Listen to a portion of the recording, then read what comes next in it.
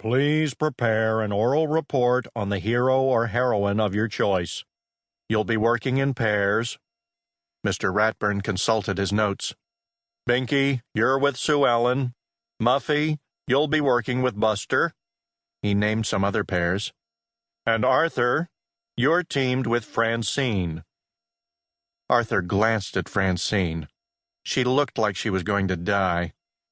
He sighed. It was going to be a very long weekend. Chapter 2.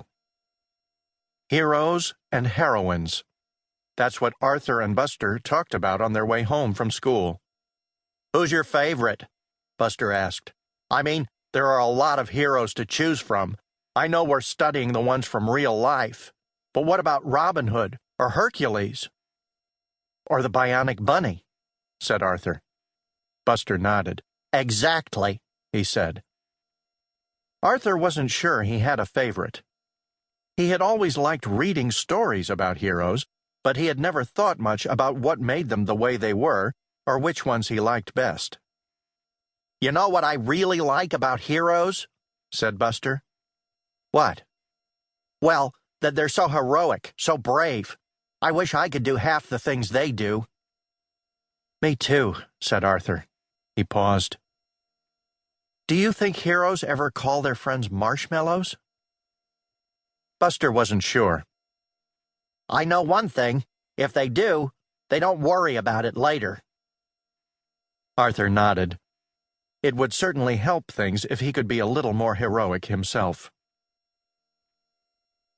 When Arthur got home, he found D.W. talking on the kitchen phone. He said, "What?"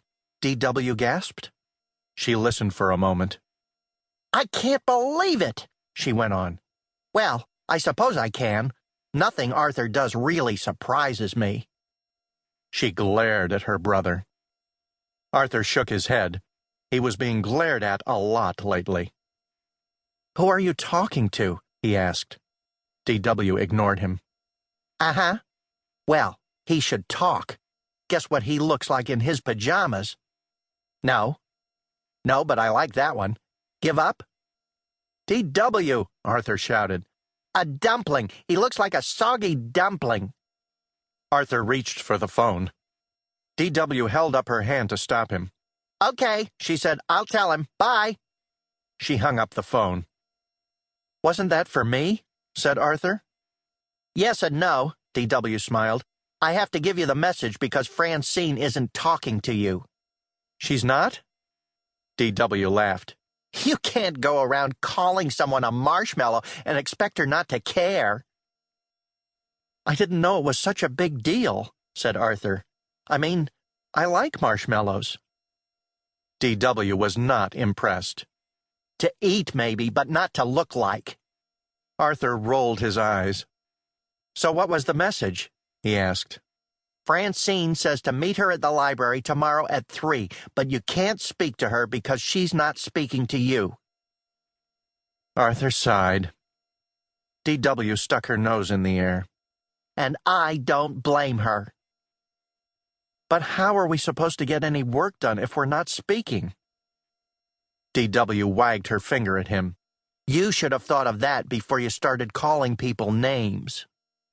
And with that, D.W. went upstairs, leaving Arthur thinking that if he were a hero, he wouldn't be in this mess. Chapter 3. The next afternoon, Arthur ran up the steps of the Elwood City Library just as the clock struck 3. Phew, he thought.